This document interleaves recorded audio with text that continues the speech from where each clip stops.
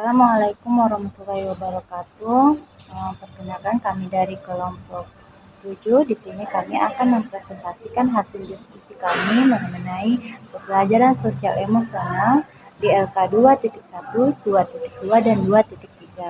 Nah, adapun hasil diskusi dari kelompok kami untuk 2.1 yaitu pengalaman di bangku sekolah. Pengalaman di bangku sekolah ini yang pertama yaitu iklim sekolah sangat mempengaruhi kenyamanan dan semangat murid dalam belajar. Yang kedua, lingkungan positif terbentuk melalui hubungan yang baik antara guru, murid, dan warga sekolah. Yang ketiga, guru bukan hanya menyampaikan materi, tetapi juga menciptakan suasana yang aman, nyaman, positif, dan saling menghargai. Yang ketiga, guru teladan menjadi contoh positif dalam membangun hubungan yang harmonis. Kemudian ada LK 2.2 yaitu analisis kasus. Di sini ada kasus seorang murid yang kehilangan uang SPP dan guru menemukan murid yang mengambilnya. Adapun tindakan yang dilakukan guru yaitu guru tidak mempermalukan atau menghukum murid yang mencuri di depan teman-temannya, dan justru guru memberikan nasihat secara pribadi dan tetap menjaga martabat murid.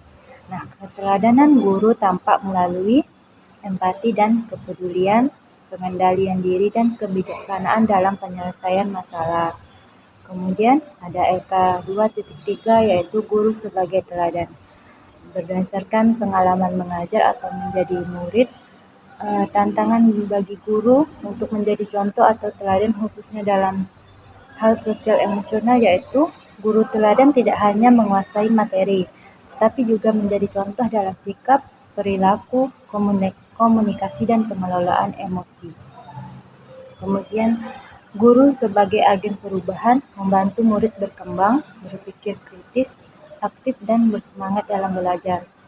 Dan kompetensi sosial emosional yang penting atau MC2 yaitu empati, memahami perasaan dan kebutuhan murid, mindfulness, menyadari diri dalam mengelola emosi, dan compassion, peduli dan membantu secara bertahap dan tepat, dan critical inquiry yaitu mengamati, berpikir kritis, dan mencari solusi.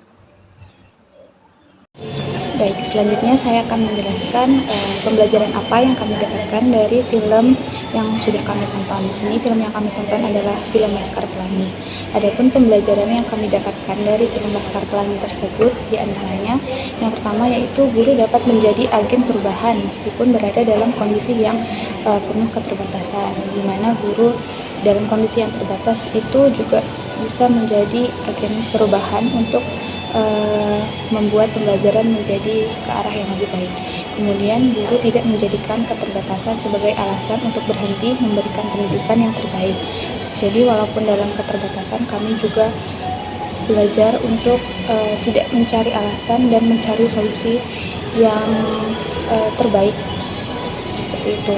Kemudian setiap murid memiliki potensi untuk berkembang dan membutuhkan orang yang percaya pada kemampuannya, yang mana ini juga sesuai dengan apa yang sudah kami pelajari bahwa setiap murid itu memiliki potensi untuk berkembang. Kemudian guru juga memberikan motivasi, harapan, dan pengalaman yang bermakna. Selanjutnya adapun nilai-nilai keteladanan yang kami dapatkan dari film yang pertama yaitu peduli terhadap murid, di mana kami mempelajari bahwa sebagai guru harus memahami kondisi, kebutuhan, serta potensi setiap murid. Kami juga menemukan nilai keteladanan berupa memberikan motivasi, di mana membangun harapan dan kepercayaan diri murid agar murid lebih berani untuk mencapai cita-citanya dan lebih percaya diri ke depannya.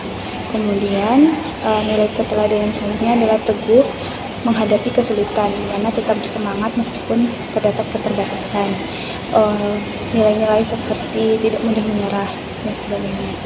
Kemudian nilai keempat adalah membangun hubungan positif, di mana membuat murid merasa dihargai dan diterima, yang mana juga sesuai dengan materi PSE terhadap kesadaran sosial.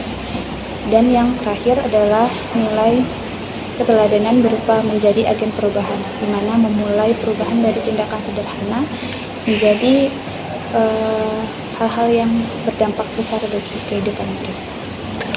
Dan yang terakhir ada hubungan film dengan PSE dan juga EMC. Yang pertama itu ada empati, di mana mulai memahami kondisi murid, perasaan murid, serta kebutuhan murid. Kemudian ada mindfulness, di mana menyadari dan mengelola emosi ketika menghadapi berbagai situasi.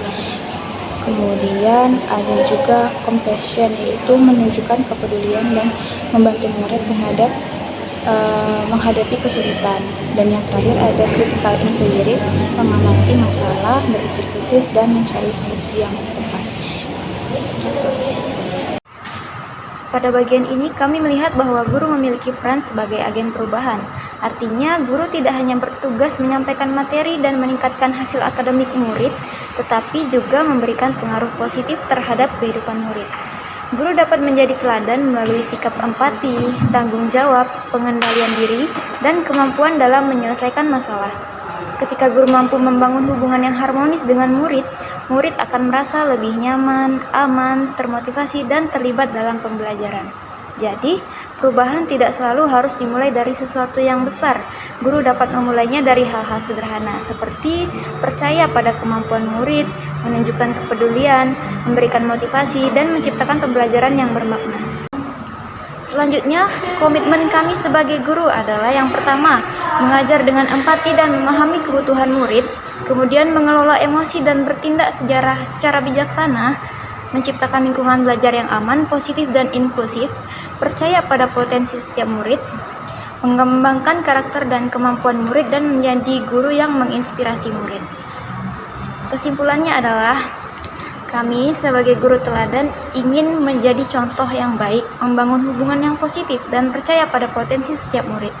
Kemudian kami juga guru sebagai agen perubahan, memulai perubahan dari kepedulian, empati, dan tindakan nyata. Baiklah, demikian presentasi dari kelompok kami. Kurang dan lebihnya kami mohon maaf. Akhir kata kami mengucapkan Assalamualaikum warahmatullahi wabarakatuh.